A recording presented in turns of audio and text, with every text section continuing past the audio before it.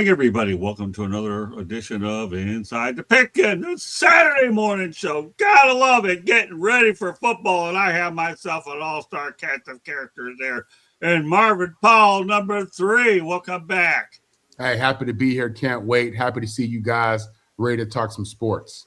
And we have Candy Ebling, our Rolls Royce of researchers, and then some is back in the house. Candy.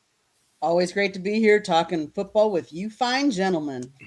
And we have our running back, Mel Farr Jr. in the house. I'm not the only running back anymore. We got Marvin here too, so don't forget that. So what? You're the original. I claim more fullback. I'm a fullback, blocking fullback. I don't claim that. I don't claim that. I claim it. I'm the last time breed, baby. Get this. He's a fullback, you're running back, and I'm the quarterback, and I'm handing the ball off to everybody and throwing it. I'm a gunslinger. You ever figured it? That's early, but I still have energy. Right, Scott? Absolutely. I'm here to mediate. Yeah, there you go. Good luck trying. Then again, being a lawyer from another lifetime, sports agent, you probably could get away with that and look credible doing it. All right, well, let's say so. We have a really busy agenda today. I hope everybody can stay on for the entire show. And before I do that, though, I'm going to give Scott an opportunity to give a shout out to Roundtable, one of our affiliates here at the South Florida Tribune, the Brick Media Network. So it's a joint venture between the two of us, and I've really enjoyed it so far, Scott. But nobody hasn't seen anything yet. All right, so go out there and give a shout out to our Roundtable. Roundtable Sports is the fastest growing global sports network in the world. We have a philosophy that we build community, and we're looking to interact with the fans and interact with the readers. If you look on all of our team sites and our national sites, we have a community page where we have the community come in and give us their opinion on what we write, and we answer back to them directly. This is the only network where you can correspond directly with the writers and with the people who present the news and give your opinion and have your opinion responded to. So I encourage everyone to go to roundtable.io and find the team of your choice under Choose Teams. My company publishes for 6 sites, and Scott is our executive producer and broadcaster. And we put up a lot of quality content, and my other colleagues are just as good, if not better. I take my hat off to them, and we're really going to make a move in 2026. We are the future of sports news. Yeah, I'm glad that we're all a part of it here as well. So, all right, with that said, Scott, obviously a lot more updates. 2026 is going to be a really exciting year. And I can guarantee you we're going to work our tail to make sure that content is top-notch all the way.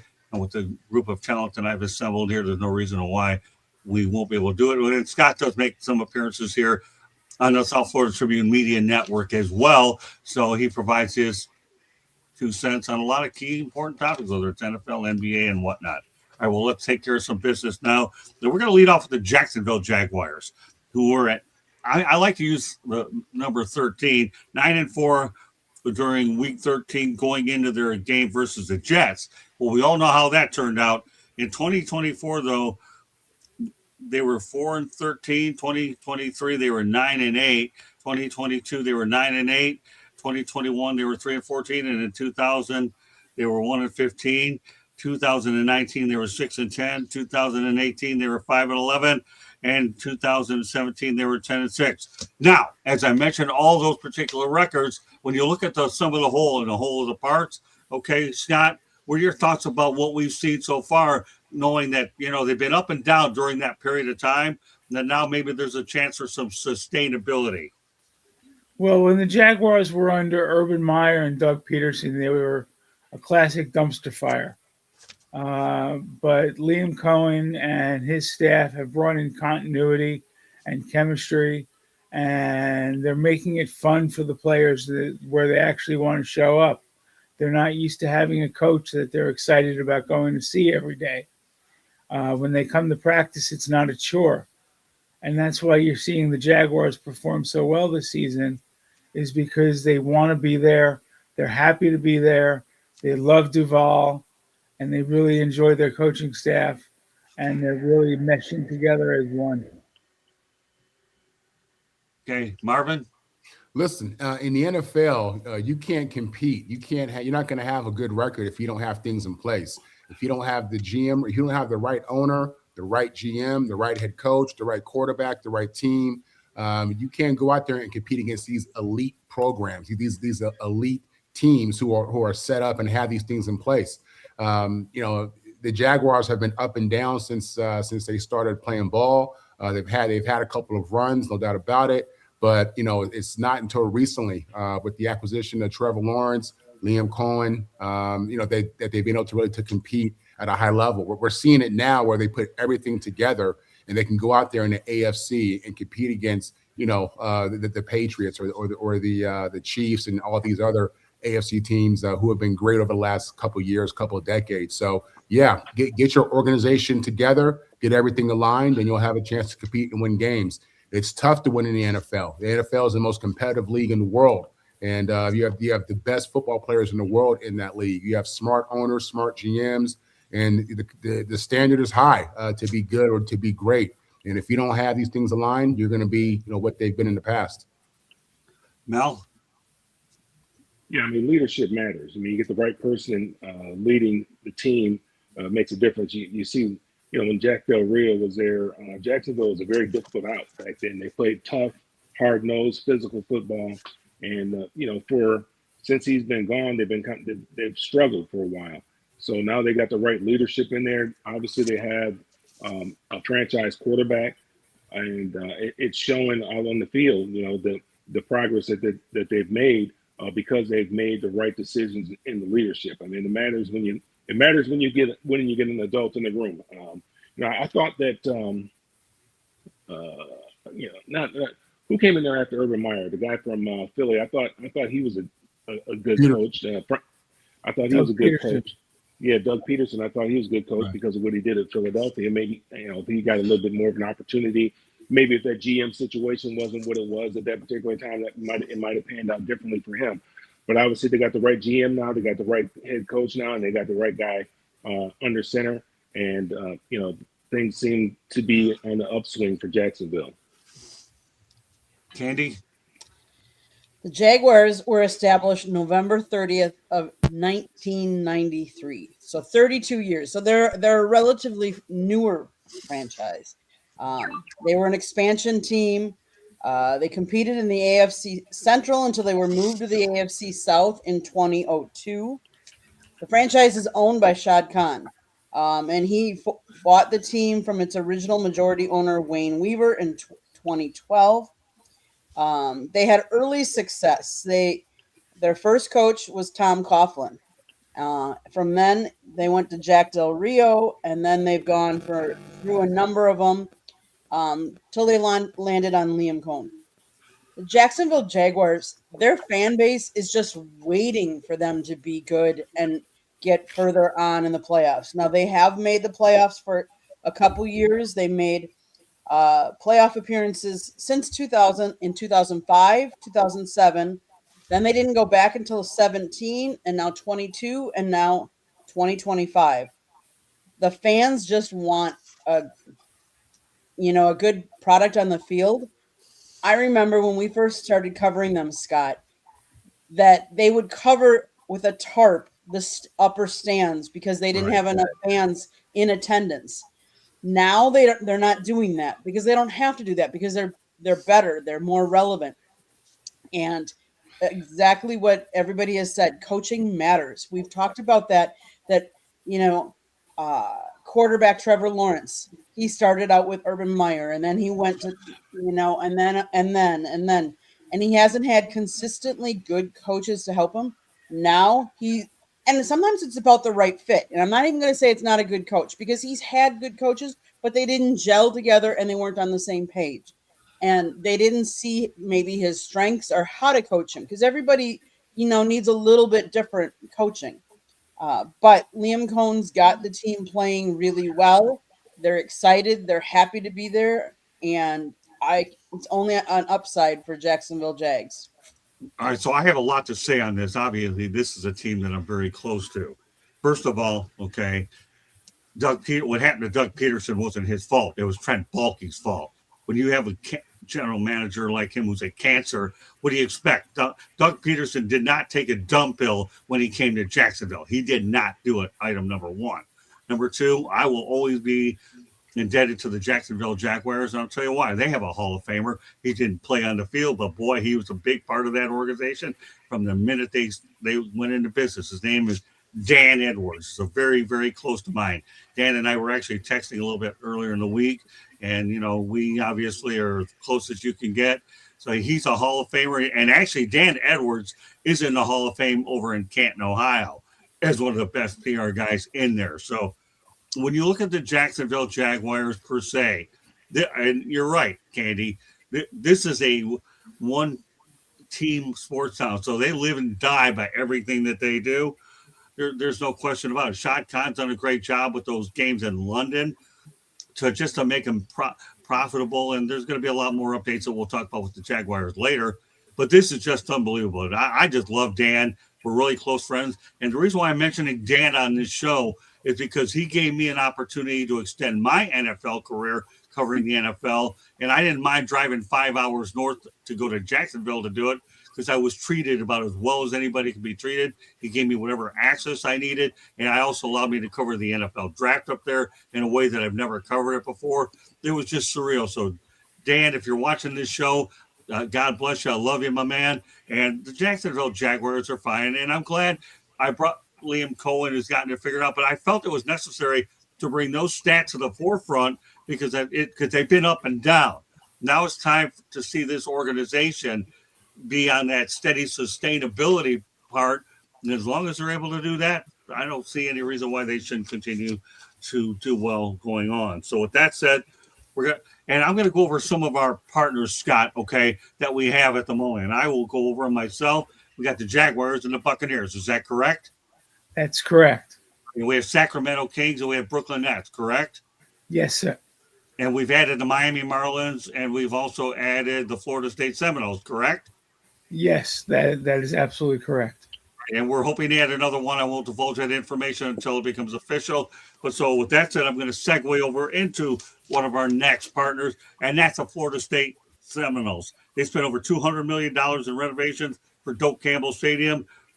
And there may have been a few drawbacks, but it is a first-class facility. But there was no money spent on Wi-Fi, which nowadays you kind of have to have cellular upgrades. The new sideline club is modern and swanky. The concourse is wider and less crowded. They installed a self-serve concessions. Can you imagine self-serve concessions at a game? Well, imagine them there. There's new chairbacks and breathable and comfortable capacity was reduced by 12,000 plus seats. So do you like the changes? I read this when Miami traveled to FSU, and I'm going to tell you one thing. We enjoyed our time up at Florida State, and I'm going to put another shout out to Steve McCartney. Steve McCartney is the guy who put me on the football mailing list when we were over at Hard Rock Stadium, and I have a really good working relationship with Steve. Scott will find that out soon enough. Another name worth dropping out there is Jim Henry, one of my former colleagues over at the Tampa Tribune. So let's talk to you, Marvin, about some of the upgrades that I've had. If I went too fast, I'll go over them again. No, listen, I heard everything you said. Everything sounds good except for that self-serve, man. I'm a germ freak. I'm a hand washer. I'm convinced most people are not. And that kind of discourages me from that. But hey, I'm an FSU guy growing up as a young quarterback at Woodland Middle School in East Middle, New York. I used to watch the Florida State Seminoles. I loved Charlie Ward. I thought he was an amazing player. And, because of him and what Coach Bowden meant to college football, I was a fan. I've been to the stadium as a player. We played when I was at USC. We played against Florida State in '98.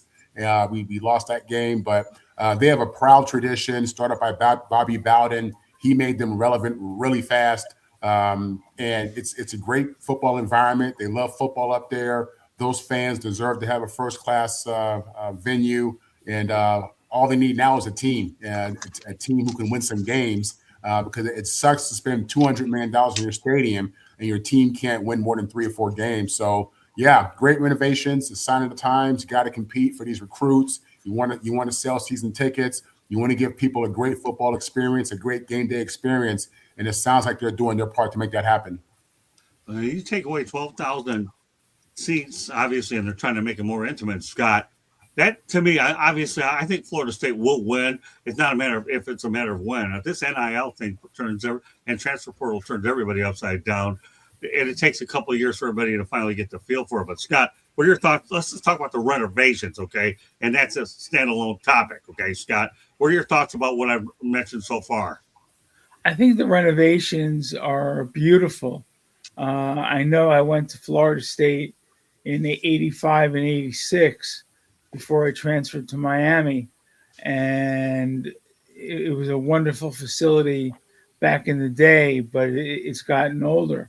And Florida State fans love their Seminole program.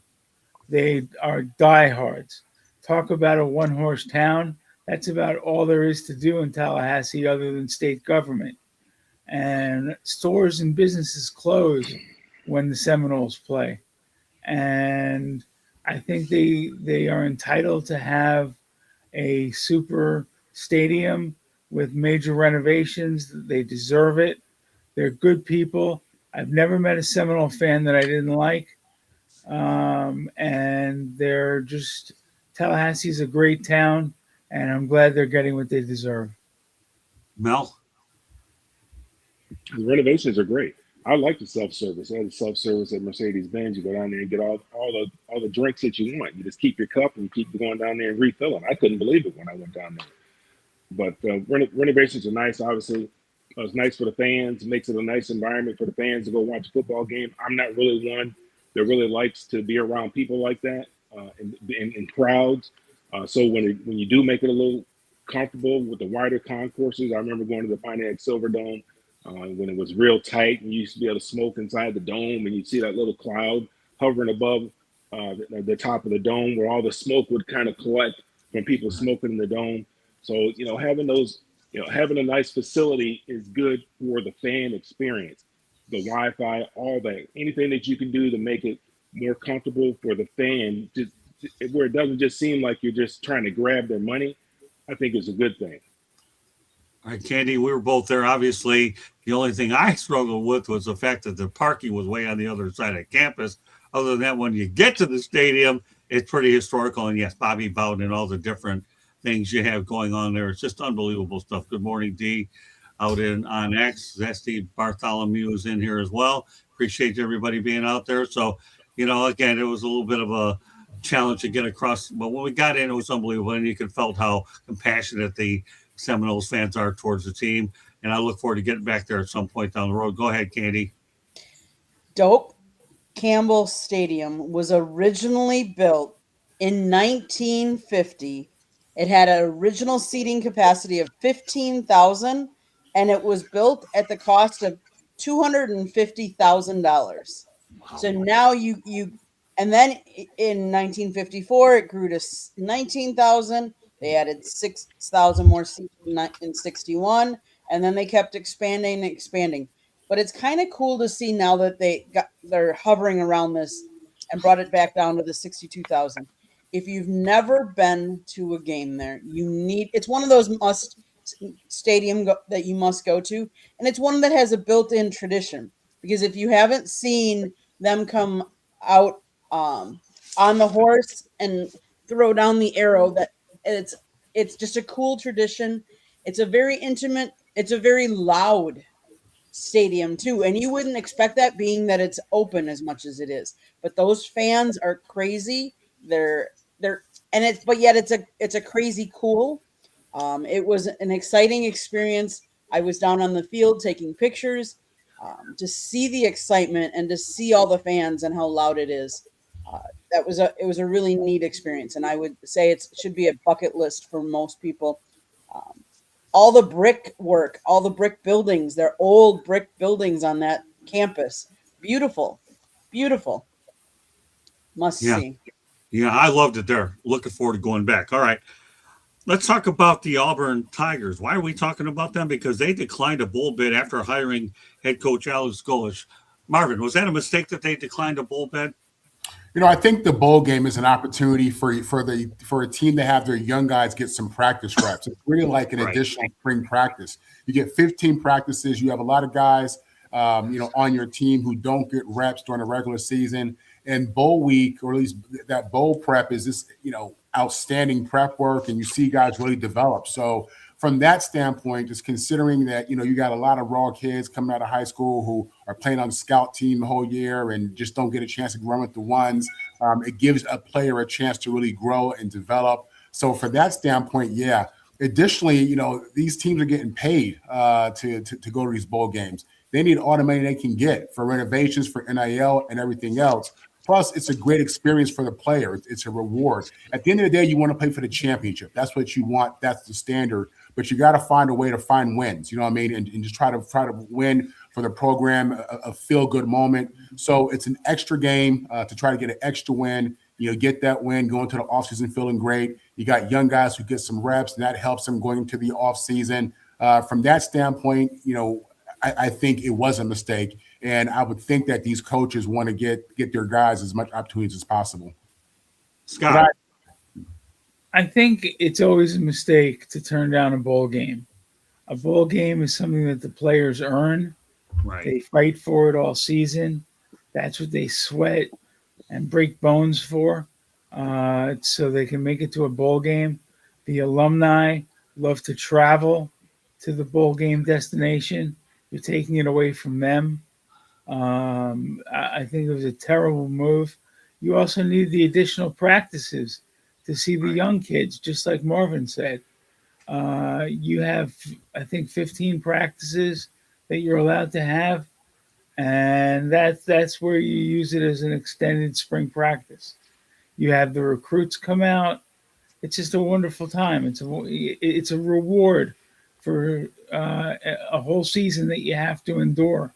And I think what Auburn did was terrible, and they followed Notre Dame's lead.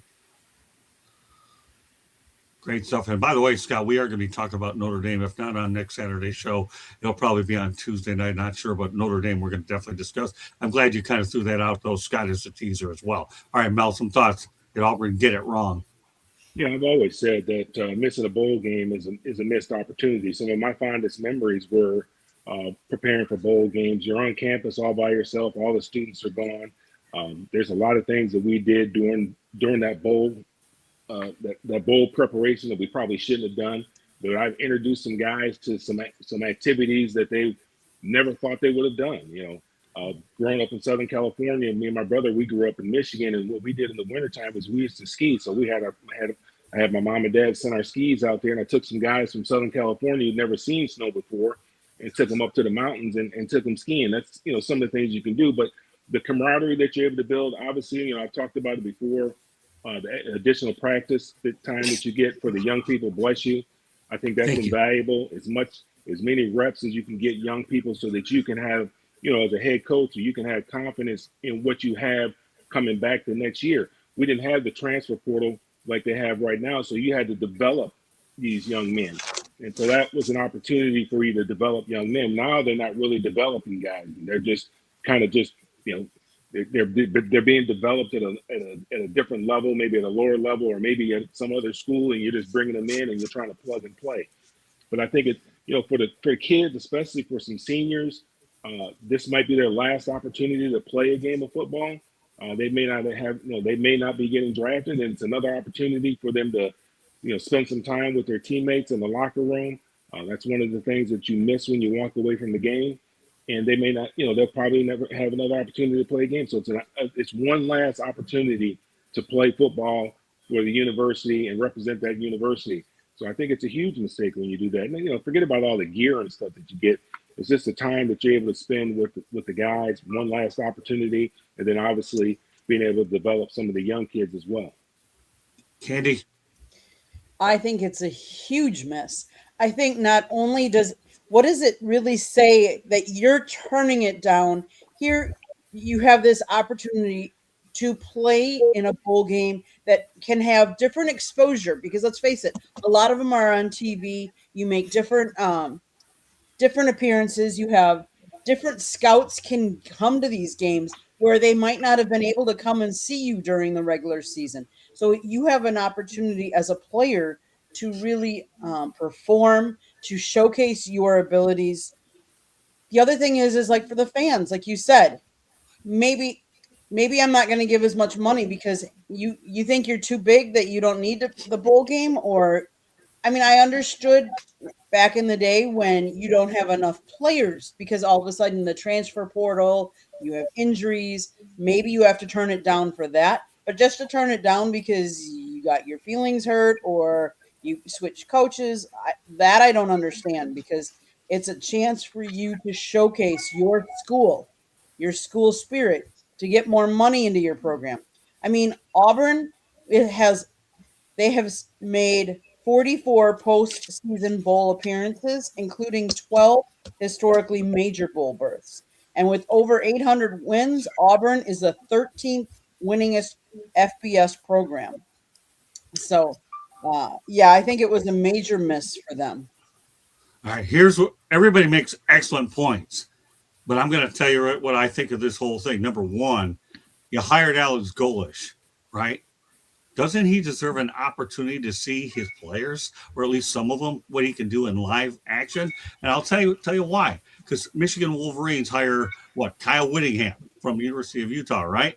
And then he obviously says goodbye to his team on that Friday or whatever it was in advance. And then he comes to Orlando for the Cheez-It Bowl, and then he has the chance to talk to his players and see them in live action.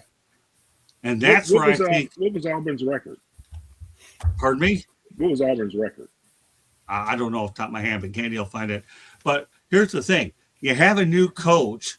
I think he should have an opportunity at least to see at least all these players and make a decision whether he thinks they fit in the program or not anyways, and get an idea to at least try to retain them. That's where they missed out. So when a new coach doesn't have live game film when he's there and he's taking it ahead of time, you're just taking a potential evaluation resources, what you're doing.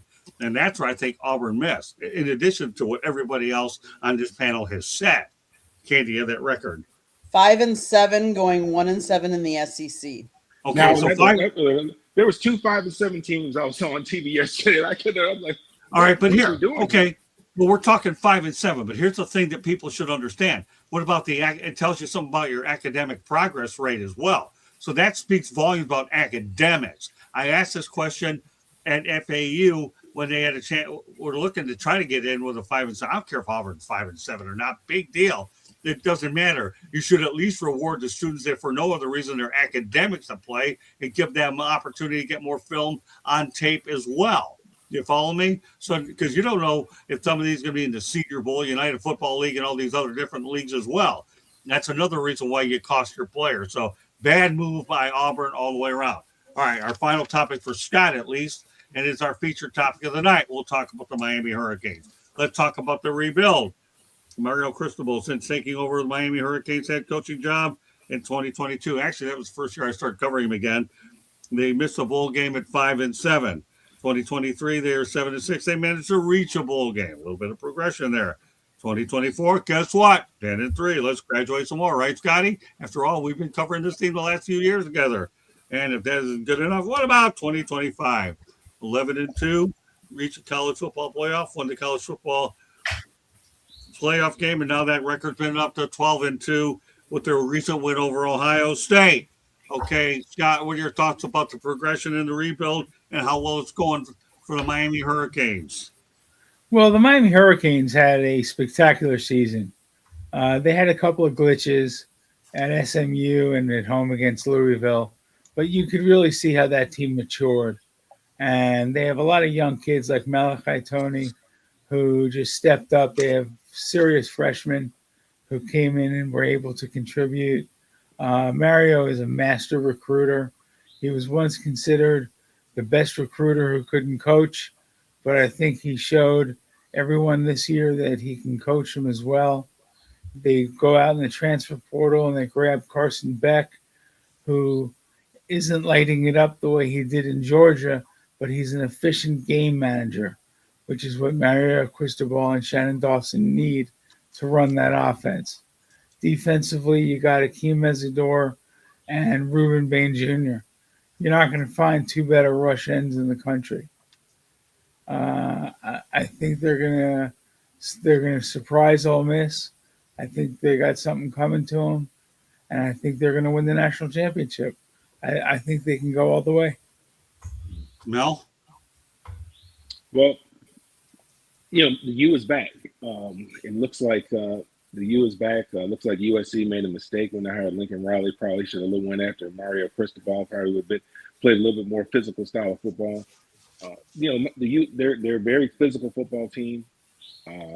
They take on the attitude of their coach. I don't think whoever comes out of that side of the bracket is going to win it. I think Indiana is tough. I think Indiana will probably win, but I do believe that Miami. Who does Miami play? I forgot. Who do they play? Ole Miss. Ole Miss. Yeah, I don't think Ole Miss can. I think they'll definitely get to the national championship game. And I think it'll be a good national championship game. I think it'll be good for the youth. It's good for college football that University of Miami is relevant. Because when I grew up, the University of Miami was relevant. They played good football, and it's exciting to see. What Mario Cristobal has done. I mean, I thought he was kind of crazy to leave Oregon with all the money and resources that he had there, but obviously he wanted to go back home, and it's paid off well for him. And they're spending money. They're getting players. I mean, they brought Carson Beck there. He's not necessarily the reason why they are where they are. I think they have a very strong running game. They play very, very physical. They beat you up offensively and defensively. They win the line of scrimmage, and then he's able to capitalize and make some big plays when necessary, make some throws when necessary, make 3 or 4 throws when necessary.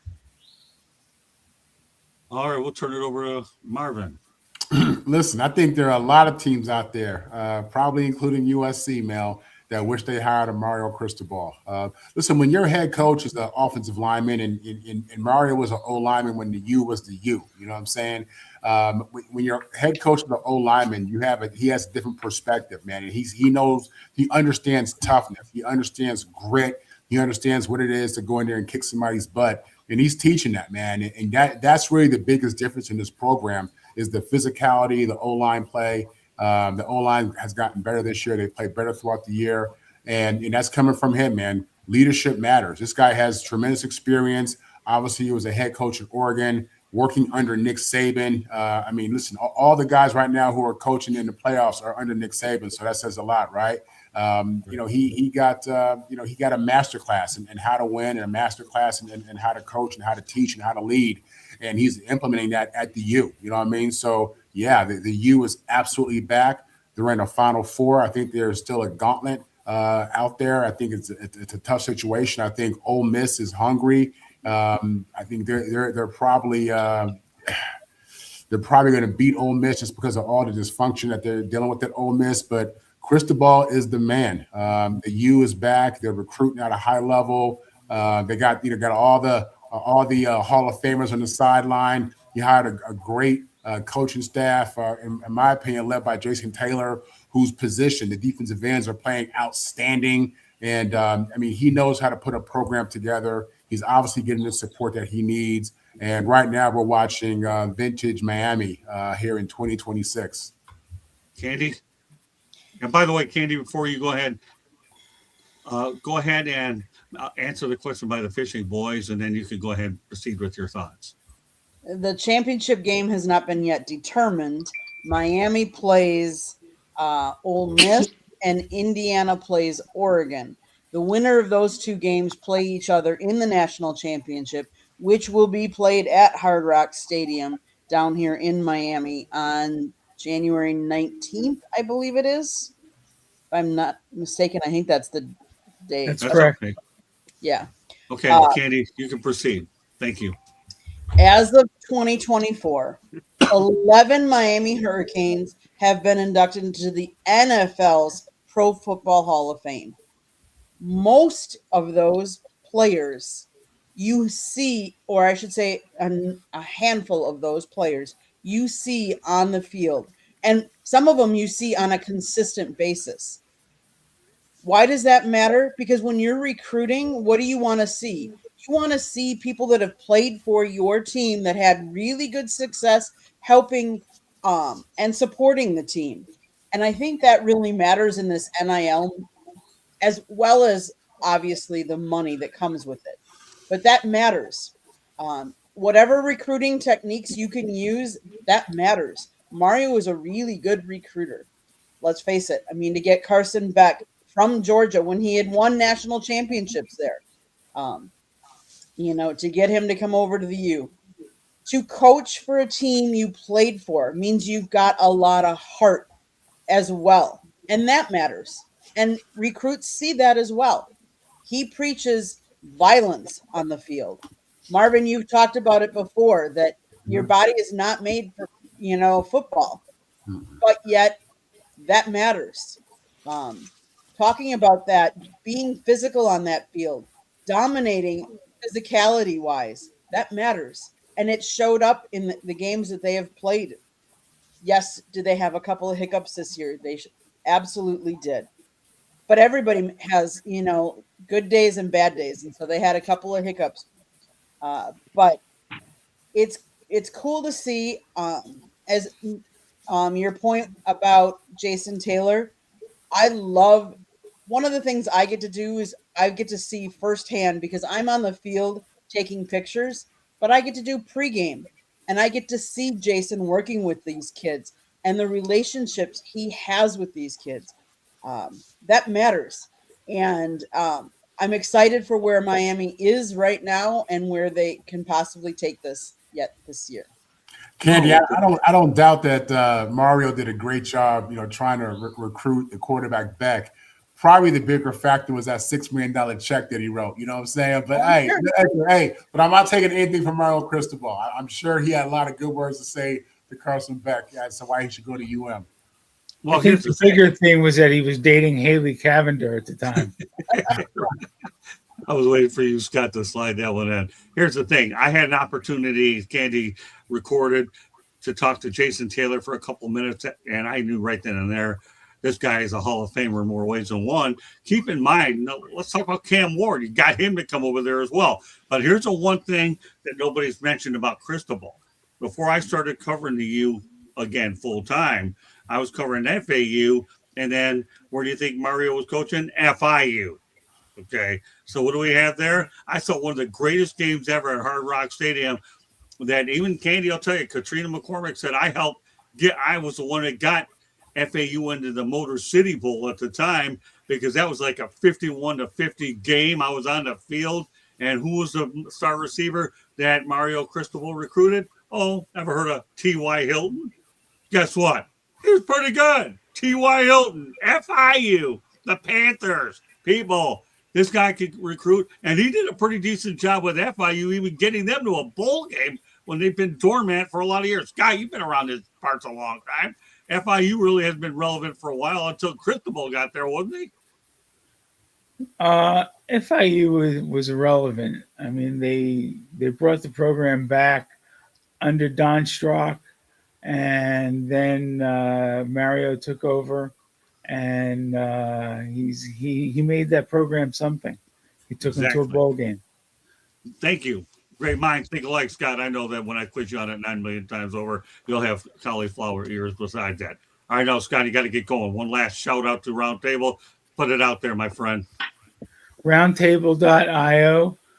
And if you want to hear about the Bucks and the Jags this weekend in the NFL, go to jagsroundtable.com, go to bucksroundtable.com, and you'll be able to read about your favorite teams.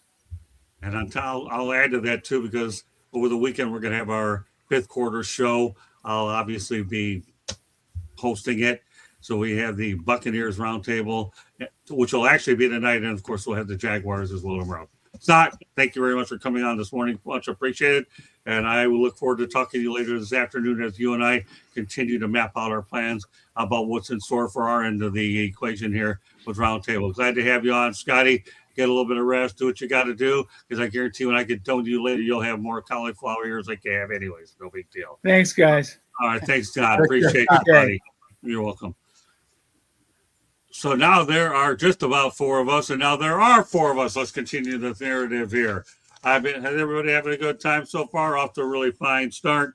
So how can I go ahead and give Marvin and Mel their opportunity to go at each other. Give me a minute while I get to take care of some other business. First of all, Darius Slay obviously is contemplating retirement. He informed the Bills he is contemplating retirement, and he never reported to Buffalo. I know he hasn't changed his mind, Mel. Do you think he should have changed his mind? Because I know Buffalo could certainly use him. You said who's considering retirement? Darius Slay. Oh, yeah, he got what? He got picked up by him, right? And then Right. He decided not to report. I Mhm. mean, I can't make that decision for him. That's a decision that only he can make. He knows the condition of his body. Sometimes the mind goes before the body, and as athletes, if you aren't there mentally, it's very, very difficult for you to go out there and do what you need to do, put your body through what you need to put it through in order to go out there and play. So I can't speak for him. Only he knows what's going on in his life at this particular time. And he may have been hanging on. He may have been thinking about this a few years ago, and he just continued to play for whatever reason. But now, obviously, maybe it's just gotten to a point where other things have taken a priority for him. Football is no longer that priority, and he just feels it's time for him to take a step back. Marvin? Yeah, this guy's a veteran. He's been in the league a while. He is a good DB. Buffalo's making a playoff run. I mean, they're going to make a playoff run. They're going to do something with that MVP caliber quarterback they have. You would think he'd want to be a part of that, but this guy's been in the league. He's made his money. He's made a name for himself. And like Mel was saying, you don't know what's going on in this guy's head.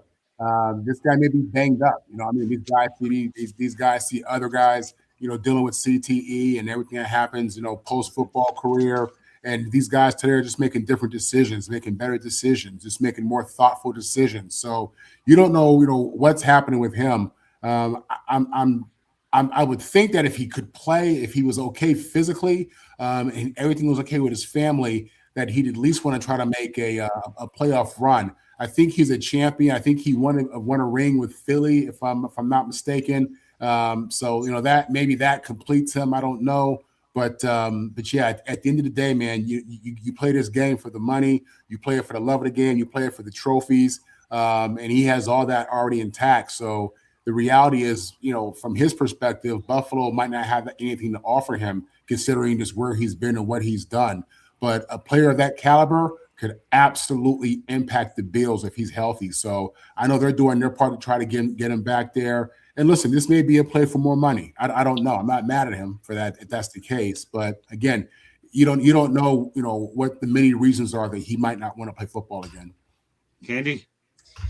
On February 9th, 2025, he started in the Super Bowl. He was limited to 2 solo tackles as they defeated the Kansas City Chiefs 40-22. He earned his first Super Bowl title and Super Bowl ring. On March 12th, the Eagles officially released him after 5 seasons.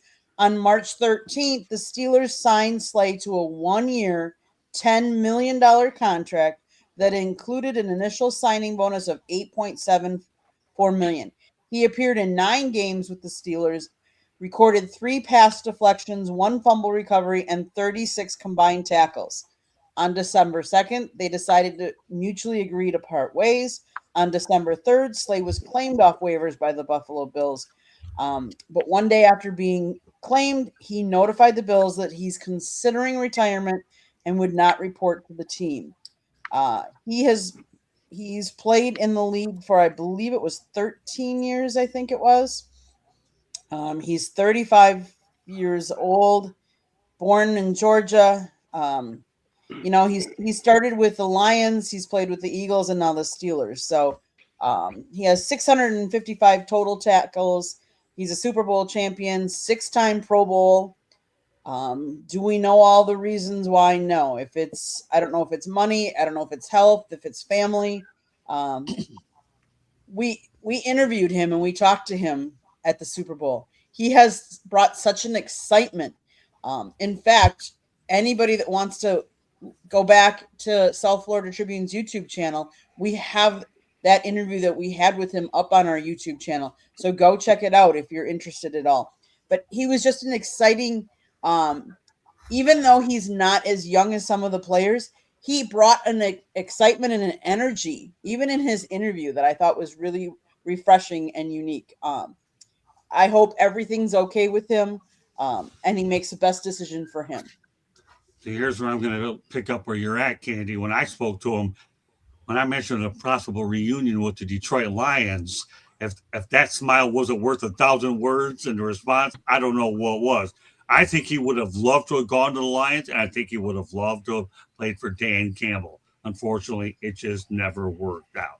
All right, let's continue on. We'll stay with the Philadelphia theme a little bit because looking back, Jalen Hurts is the first player to commit 2 turnovers in one play since 1978. Mel, how does that happen? Bad luck. Sometimes things happen. I don't remember exactly what happened. Fumbled the ball and then fumbled again or threw an interception. I can't remember exactly what happened, but hey, sometimes things happen. Crazy things happen. The ball bounces funny. I mean, it's an oblong ball, and sometimes it takes funny bounces, and sometimes crazy things can happen with that ball. Marvin? Yeah, that was a crazy play. I saw the play live. I forgot the actual sequence of events and how it went down. But when I saw it, I thought to myself, that you don't see that every day. You know what I mean? And I've seen watched a lot of football. With that said, Jalen Hurts it's tough to say this, man. He's definitely one of the better players in this league. That he can run it. He can spin it pretty good. He's been good everywhere he's been. But, yeah, 2 turnovers on one play is something that you're not going to see again unless, of course, it's UCLA and their offense, their horrible offense, which led to 3 wins, which has them at the bottom of the Big Ten, embarrassment for our conference. But, yeah, Jalen Hurts. How many times did you beat UCLA? You're talking about you beat UCLA? No, you live in the past. You live in the past. I'm just asking you, how many times did you taste that sweet taste of victory? How many times did you taste it? Unfortunately, man, as a blocking fullback, my memory isn't what it needs to be. You know what I'm saying? Right. So I don't go. Selective. I can't speak on that. Your memory is called selective. Yeah, maybe. Man, it is what it is. How many bowl games did you go to? We won the Rose Bowl. How about you? What? You won the Rose Bowl. We won the Rose Bowl. We won the Rose Bowl. We won the Rose Bowl. We won the Rose Bowl. How about you? I won the Rose Bowl too my sophomore year. Okay. I started in the Rose Bowl. I didn't. Okay. You You just had a jersey on, right? I got a kickoff return. Oh, you did get to do that? Yeah, I got a kickoff return. Only thing I can say is, now, how many years did John Robinson coach you? 3. I like him. Yeah, I love Coach Rob. I owe a lot to him. Coach Rob was a great guy. I owe a lot to Coach Rob, man. Yeah, he coached me and my dad at USC. Yeah, Coach Rob he's a good, genuine dude. I love Coach Rob. Even though he cut me my second year, I still love him. I hear you, man. So let him finish. Okay, so how's that possible, Marvin? How do you go ahead and do exactly what Hurts did? He wanted to bring some UCLA stuff in there. Don't worry, I got it in here. Don't worry. No, when you talk about just horrific offense and horrific offensive plays, UCLA had a lot of them this year. I'm just saying. So when you talk about that, that's the first thing I thought about, to be honest with you. But it's all good though. Hey, listen, that game that Jalen had those 2 fumbles on one play. Did they win that game? I think they still win that game. I don't know, but anyway. Don't worry. I hereby declare Mel Farr Jr. is the executive producer of the show. Nah. Oh, am I? Nah. Scott, he went to UCLA. They don't. That education. They don't. That's all right. All right, we'll just keep it rolling. I love messing with Mel. After all, he's probably going to find me a way to take me back to the big chicken out there, and he'll find a way to take a drumstick and bash it over my head so I have another. We got to go somewhere else other than the big chicken. All right. Well, I'm sure you guys, since you're both in here, they'll find us. You guys both there. You just go ahead and show us where to go. All right, Candy. Let's make some sense out of these 2 fumbles. This is one of the wilder turnovers of this season or any season. Jalen Hurts arguably had one of the worst games of his career. With Philadelphia threatening to score its first touchdown on a Monday night in the second quarter against the Chargers, the Eagles faced 3rd and 2 at the Los Angeles 21. Hurts forced a pass to A.J. Brown on a slant as Brown was surrounded by 3 defenders. Deshaun Hand was positioned perfectly for the interception and picked the ball off just beyond the line of gain. Hand, being a defensive lineman, is not too familiar with handling the ball, and it showed. As he returned the ball, running back Will Shipley punched it out from behind, sending it hurtling back in Hurts' direction. Hurts was able to corral the ball, but just for a moment, almost as soon as Hurts gained control, 350-pound defensive tackle Jamar Caldwell was on top of him, and Caldwell successfully dislodged the ball. Chargers linebacker Troy Dye got to it first from there and made the wise decision considering all he had just witnessed. Dye jumped on the ball and secured it on the turf with no effort for a return. The end result of the play saw the Chargers taking over the position. If you're counting, that's an interception thrown by Hurts to Hand, a lost fumble by Hand, a fumble recovered by Hurts, a lost fumble by Hurts, and a fumble recovered by Dye. And yes, that's two turnovers on one play for Philadelphia's quarterback. Well, very infamous play. Jalen Hurts got a Super Bowl ring, but also had a play that or two not worth writing home about. All right, well, we're going to go to somewhat of an LA theme. Then we're going to start talking about the Trojans and the Bruins. And that's it. The LA Rams practice at Camden Yards for a week after facing the Ravens to prepare for the Jacksonville Jaguars. How'd that turn out for the Rams? Oh, they only beat Jacksonville 35-7. All right, Mel, some thoughts about what it took to be partially not jet lag, knowing that the Rams took advantage of that opportunity in Baltimore and the Jacksonville Jaguars are on the wrong end of a 35-7 beating. Well, I mean, I don't know. You know, they travel a lot better than what we used to travel. It makes sense, because why would you go from one coast to another and then back? I mean, I remember my year we played Philadelphia. I think the last game of the season. No, we played New England the last game of the season. Then went back home. Then we went back to Philadelphia for a wild card game. Went back home. Then went back to New York to play the Giants.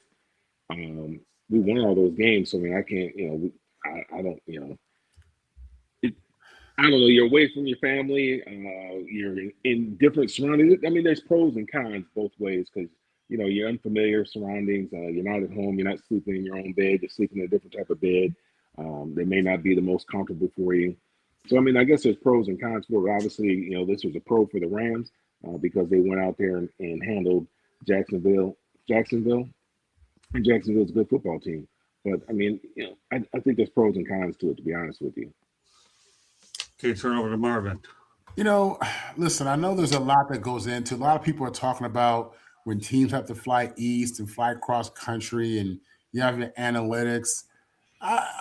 Listen, I buy into some of that. I think that's overblown. I do. I mean, people made a big deal about, even, USC having to travel to the Midwest and travel to the East Coast, and they get into all these other teams.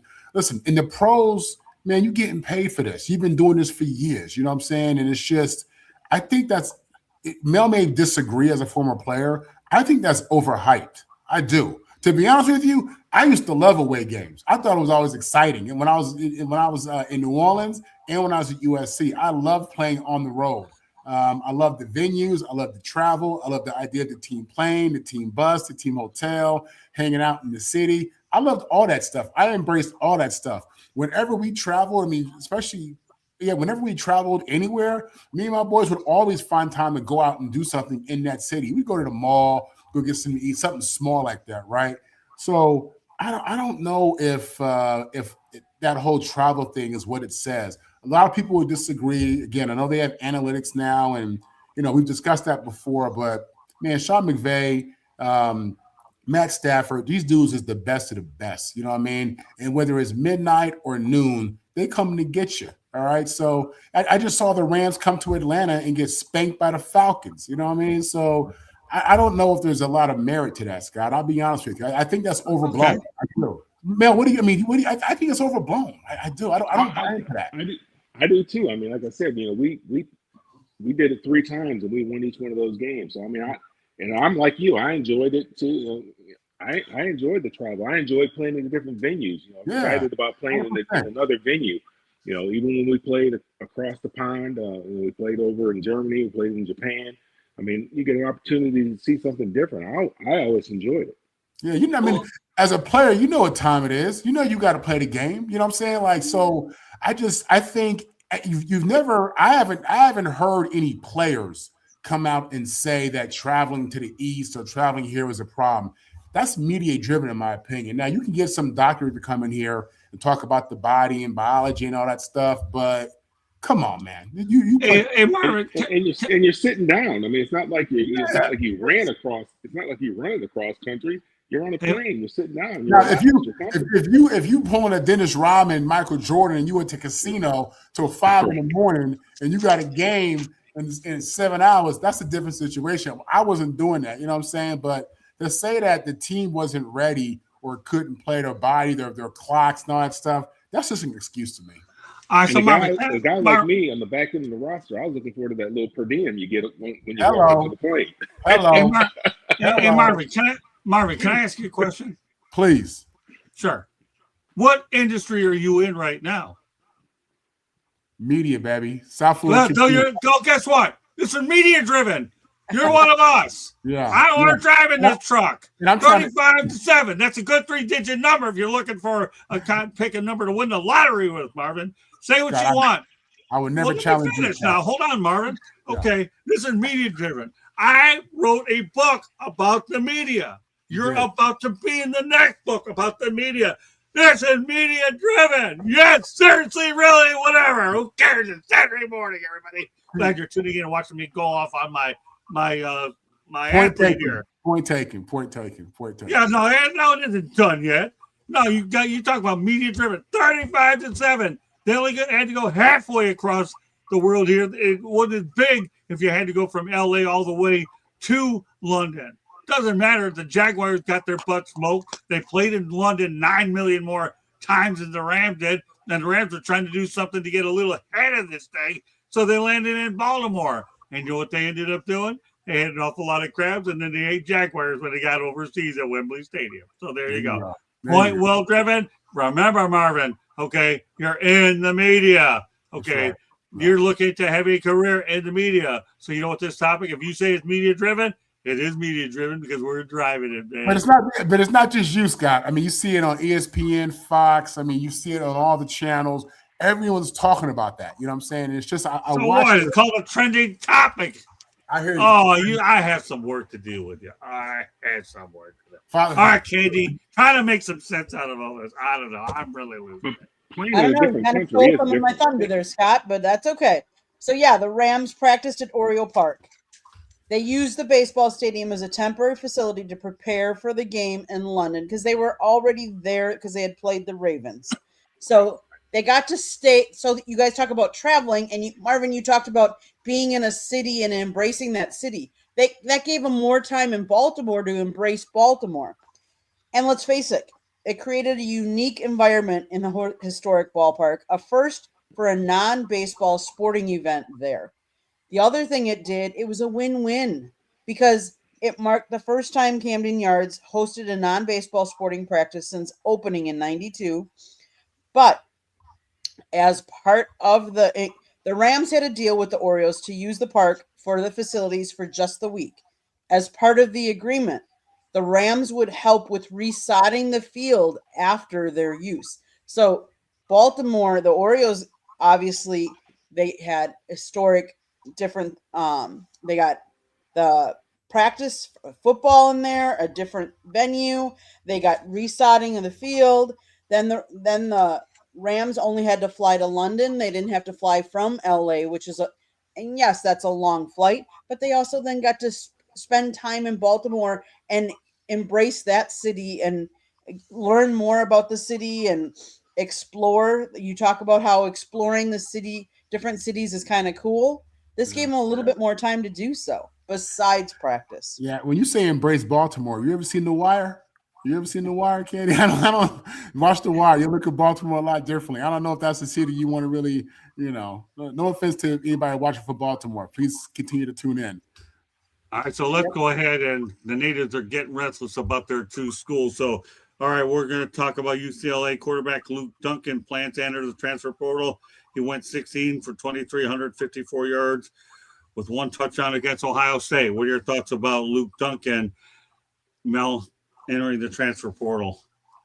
I had no thoughts about it. Luke Duncan, I don't recall seeing him play, to be honest with you, but there's another kid that transferred out of UCLA too. I can't think of another quarterback that's transferring. I mean, these guys are looking for opportunities to play, and I don't blame them because Nico's obviously cemented there as the starter. So with the transfer portal, it gives guys an opportunity to find somewhere where they can fit in and they can get an opportunity to play. You lose depth at positions, at all positions, because of this, because everybody goes to college because they want to play, and in some cases that it doesn't work out that way. But for UCLA, obviously, you're gonna have to recruit, you're gonna have to go back in the transfer portal, you're gonna have to build up that room. But for this kid here, it's an opportunity for him to go somewhere else and play. I mean, I don't recall seeing him play that much. I think I might have, maybe I did.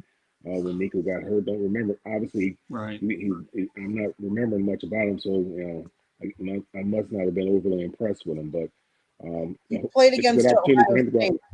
Now he played again in the game against Ohio State. Did they win? Yeah, that game got away. That game got away from him kind of early, so I probably didn't watch that whole game. To be honest with you. Well, here, I'll just say this much about this topic. Number one, if you're going to put up halfway decent numbers, at least do them against Ohio State to give these other schools something to look at. And that's all you had to do. And that's what this kid did. Halfway decent numbers. I already mentioned what they were. I think he's a 16, tall kid too, like 6'5", 6'6", or something like that. I think he's a tall kid. Yeah. Listen, 16 of 23, $154, one touchdown against Ohio State. It wasn't bad. I mean, at least you have something in there against Ohio State. It wasn't like he went out there and faced an inferior opponent to get those numbers. He did it against the Ohio State University. So, yeah, I wish him well. All right, Marvin. UCLA is a dumpster fire. This year, they were historically horrible. I mean, this is one of the worst programs in college football this year. Everybody there is running away from that school. You know what I'm saying? They can't fill the stadium. They can't pay the players. They can't win games.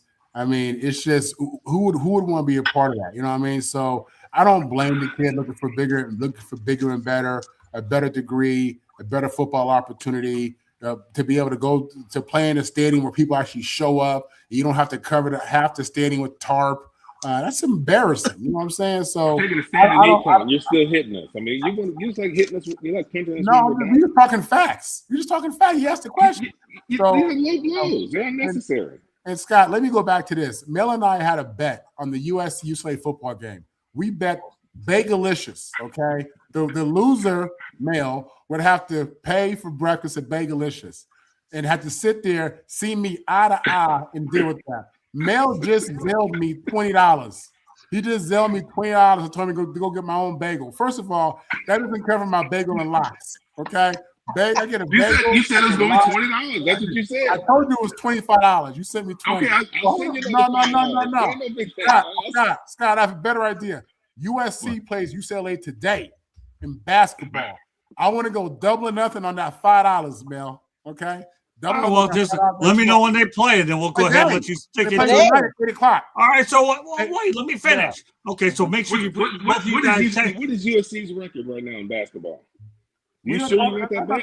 That wasn't the question. Nobody asked that. All right, so here, hold it. Let me intervene here. Okay, I want on next Saturday's show in the group text, we're going to make the basketball game a topic of this show, USC and UCLA on the hard court. And is it the girls or the boys? Is the men's or women?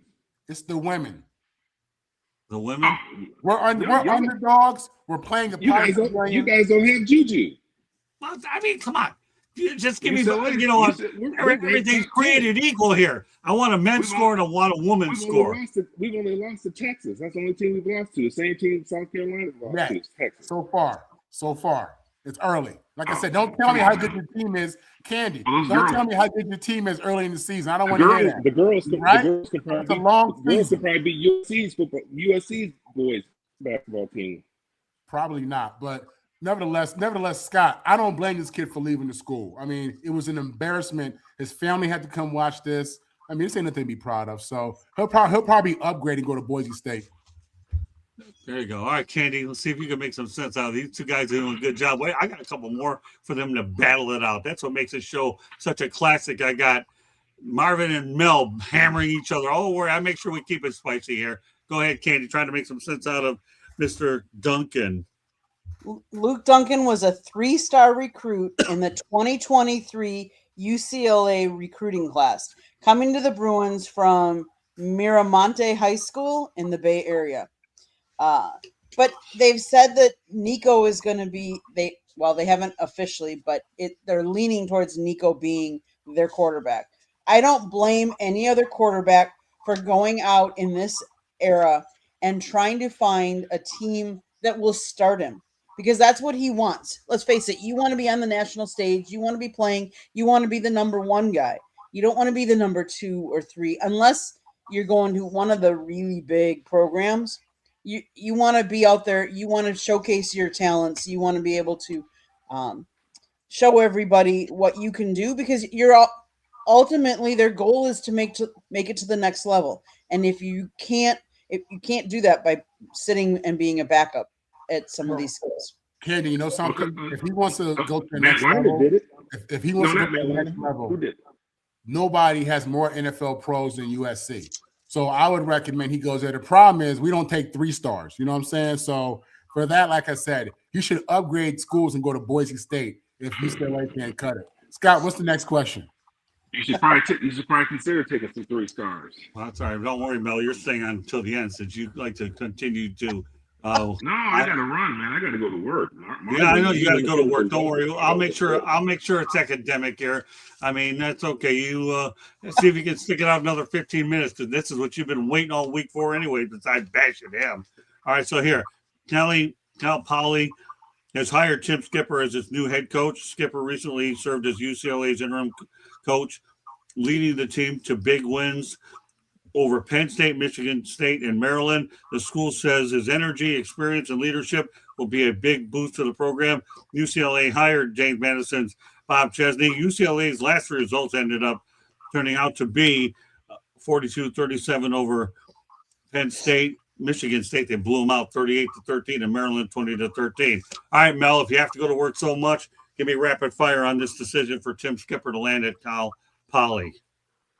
I mean, I think it's great for him. I think he deserves the opportunity, and maybe he can use it as a springboard to a bigger and better program. I think it's great for him. I see that Jerry Neuheisel is going to follow Chip Kelly out there at Northwestern. I think it's great for Jerry to try something different, see something different other than UCLA. See how life is outside of UCLA. I think it's a good opportunity for him. Heck, he might love it out there and realize, man, I can afford to live out here. Get himself a nice house and get out of an apartment. I mean, I don't know what his living situation was in LA, but you can just see how far the dollar stretches in other places versus, what he was dealing with there in Westwood. But I think it's great for Coach Skipper. I thought what he did, he galvanized the program when he came in there. Obviously, they had a tough loss against Northwestern. That was his first week on the job, but what he was able to do with the team against Penn State was unbelievable. And I think, it'll never be forgotten. Obviously, the Penn State folks weren't very happy with it, and it ended up costing the coach his job. So, I think what he did, proves that he can coach, and he should be given the opportunity. And I'm glad that somebody gave him that opportunity.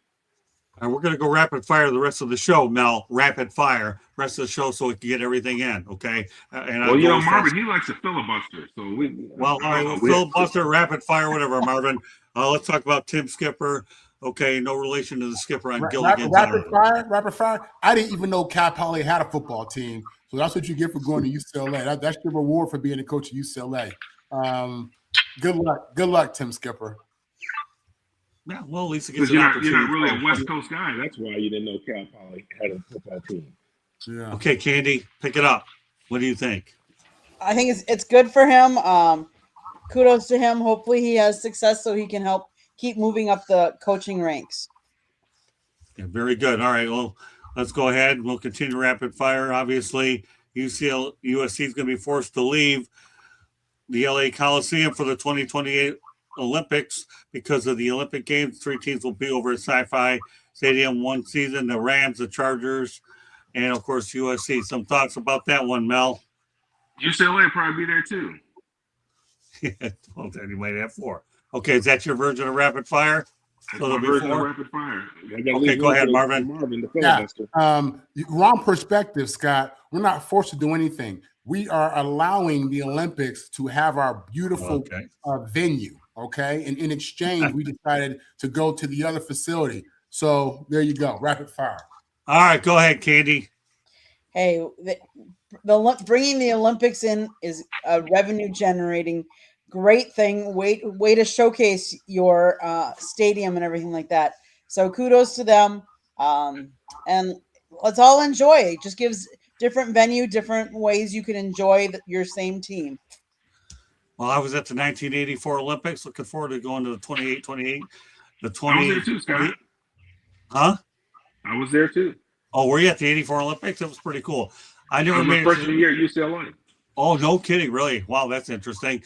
I never made it to the LA Coliseum, but I intend to get there this time. I was at Dodger Stadium, the Fabulous Forum, and my cousin Terry took me over to Anaheim to see the Angels. And I went to, I think, did Disneyland when we were out there as well. And I went to a few other interesting places. UCLA's campus was Olympic Village. I don't know, people didn't want to say Yeah, that. actually, South Central. it's funny. Westwood Village was unbelievable, and I got to spend some Oh, time at a it's place crazy. called Santo Pietro. Let me finish, Mel. When Mary Lou Retton did her thing. All right, let's get going. All right, so all right, Candy, did you mention your thing about USC Yep. leaving? Yep. Okay, just making sure we continue on. All right, well, you want to talk about Steve Young? He wasn't too thrilled with the decision for Philip Rivers either, and he was actually mad. He was actually mad about at the Colts for signing the 44-year-old Philip Rivers and letting him return to the NFL. The best athletes in the world get hurt preparing year round, and you're gonna show up after being on the couch 4 years. He goes on to say that Philip Rivers is now the 5th, and then this goes on to say Philip Rivers is not the 5th oldest QB in the NFL to throw a touchdown. Add that to the Steve Young 7th, 5th oldest. All right, some thoughts, Marvin. Sounds like jealousy and hate to me. Why are you hating on this man getting an opportunity to go out there and play the game that you love and he getting the check? I know Steve ain't broke. I know Steve's a Hall of Famer, but trust me, many men miss the game. I miss payday and game day, and I miss being with the boys. But I think that's a horrible take for Steve. Man, be happy for this dude. Well, I mean, I think I've said it before. As a franchise, you should have a younger guy. Again, we should be just trying to develop somebody. And I know they thought they had opportunity to do something, maybe something special in the playoffs. But they should have had somebody there that they could have inserted or got picked up off the practice squad that they can try to develop and see where that quarterback could have taken him. And Philip Rivers to do what he did, I don't blame him for doing it. If he was able to do it, go ahead and take that check. He's got a lot of kids. It's not going to hurt for him to get some extra game checks. I don't blame him for doing it. They called him. Can you do it? Yeah. I mean, if they call Marvin right now, hey, Marvin, man, we need you for one short yardage and goal line. I think he has it in him. He'll go ahead and take that check for one short yardage and goal line. So I don't blame him for doing it because he's not in a position where he's going to get hurt. Now, if they say, hey, Marvin, we need you for a whole game, he might change. That's a little different story, especially depending on the team that he's going to be playing. If you're going to be playing a real physical defense with some big old linebackers and stuff like that, it'd be real difficult for Marvin to go ahead and do that. But for one play, he can do it. Candy? I can't. Let's face it, 64 years old, Young was skeptical about Rivers signing, but he joked that he was offended that the Colts didn't call him first. Come on now. 64 years old playing a game against 20-year-olds that are hitting hard. Kudos to Philip Rivers for taking the chance, for doing it. He's been a coach. He's been involved in the game. He loves the game. but it's his decision, and it was the Colts' decision, and that's the two parties that matter the most. So, Steve Young, you're trying to be just part of the media and trying to report and make something a little bit more out of nothing. Okay, there you go. Yeah, you know what? I've been on the Philip Rivers train. I'm glad he was able to play some solid football coming back. More power to him. Let's continue on. One of the classiest moves I've ever seen was a viral show when the Indianapolis Colts owner Carly Ursay Gordon was going down an entire line of Colts fans before a game against the Jacksonville Jaguars, signing every autograph and taking every picture requested. Her father, Jim Irsay, would be proud, wouldn't he, Mel? Probably so, I guess. That was probably. That's great that she's engaging with the fans. I think that that ownership should do that. Should engage with the fans. Should get the fans involved. The fact that she's willing to do that. Yeah, I believe it's great. Some owners maybe a little bit more standoffish. I don't know. Marvin.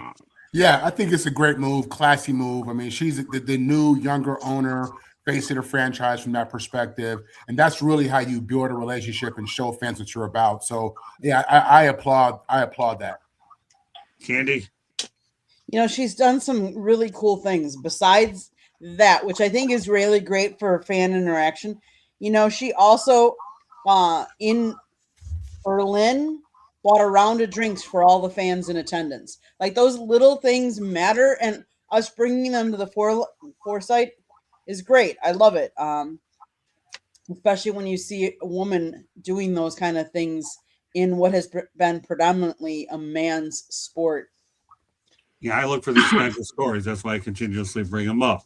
All right, let's talk about the Vanderbilt Commodores. And the LSU drop-off. When you think about LSU's drop-off this year, they were actually underdogs versus Vanderbilt for the first time in 77 years. The last time that happened actually was in 1948. And guess what? LSU lost to Vandy. And Vandy's first win versus LSU in 35 years, Brian Kelly actually led to him being fired. It wasn't quite after that game. He's 5-10 against ranked teams as LSU's head coach. That's one of the things that got Kelly run out of town. We'll talk about Brian Kelly at a later date. So let's talk. What about you, Marvin? What are your thoughts about the fact that LSU went so far down and that Vanderbilt, and they were actually underdogs to Vanderbilt? Listen, in the day of NIL and transfer portal, teams who you didn't know about, didn't think about are now relevant. Leadership matters, consistency matters, being able to pay these guys matters. And if you can't keep your stuff aligned and you can't keep everything tight, you're going to see this happen, man. Anybody can get beat. College football is super competitive. You know what I'm saying? Super competitive, and no-name teams are coming out there, hence Indiana, Texas Tech, Vanderbilt, coming out the woodwork, beating teams' butt. LSU, they got a head coach now. They're going to be okay. But, yeah, this is just the beginning of things to come with these no-name teams being able to beat bigger teams and being favored as well. Mel? Yeah, I don't think it's no-name teams. I think I talked about teams aren't going to have the depth anymore. Teams aren't going to be able to stack their rosters with 5-star, 4-star, with blue chip recruits. These blue chip recruits they're going to want to play, and they're going to want to play early, and they're going to have opportunities to do it at universities that traditionally weren't powerhouses. So now you have Indiana, who's up and coming now. You have some other universities out there as well that want to be players. You got Texas Tech. You got all these other schools out there that want to be players and are willing to put their money where their mouth is and go out there and get some of these players so that they can be relevant. So it's good for college football. You're not going to see the same old teams year in and year out in the college playoffs. Candy? I agree with Mel. In the day now and age of NIL, it's about how much money you can get to recruit the players that you want to recruit. So yes, there are going to be teams that are going to be up there that might have, NFL player that is, putting a lot of money where he played school. So you might get a lot more talent too, because everybody wants to be showcased and paid. So they're going to go to a school that maybe they wouldn't have gone to before because they want to be the starter. They want to get paid. I love it. I think it evens some of the playing field a little bit more than just when they didn't get paid. Again, Vanderbilt's been a great story all year. We all know that LSU, and we'll talk about the recent hire of their new athletic director at some point down the road. But as we wrap it up, we have one more topic to get to. I know Mel has to get to work. Thanks for hanging with us. But we all enjoy this banner that you and Marvin have. So if it goes on, that's part of the entertainment process of what we do. Our final topic of the morning is this. The record against top 25 opponents. James Franklin is 18 and 15 and 28. And for Matt Campbell, 16 and 27. Both have new area codes. Some thoughts, Marvin, about both of these two. They obviously didn't do well against top 25 opponents, sub 500, but now they both have fresh starts. James Franklin's a good coach. Obviously, he was never able to get over the hump at Penn State. I think that VTech is a good spot for him. I think that's kind of where he's at. I think he'll do well. Matt Campbell, I think, is up and coming. I think he helped to keep Iowa State's name out there. I think he was competitive, and it'd be interesting to see what he does with this opportunity. Mel? Yeah, I don't think you're comparing apples to apples. I mean, he was at one coach was at Iowa State, which is a very difficult school. He's made that program relevant, and then the other one's at Penn State, where there was big expectations there. James Franklin had a lot to do with those expectations, but they've been playing good football at Penn State for a while. Pittsburgh, the state of Pennsylvania, is a recruiting hotbed as well. And unfortunately, for whatever reason, it just seemed like Coach Franklin got tight in those big games. So we'll see what happens now that the Iowa State coach is there. See if he can win some of those games that Coach Franklin was unable to win, and see if Coach Franklin learned anything that he can take down to Virginia Tech and see if he can bring a national championship down there. Katie? Scott, we were at the bowl game when Matt Campbell and Iowa State were, and we said at that point that we knew that this was a stepping stone coaching job for him, that we knew he was going to get to another level. We just didn't know where or when. But kudos to him, because he's won coach of the Big 12 Coach of the Year numerous times. He won MAC Coach of the Year. He was really good in 2024. Iowa State was 11-3, and that's when we got to see him.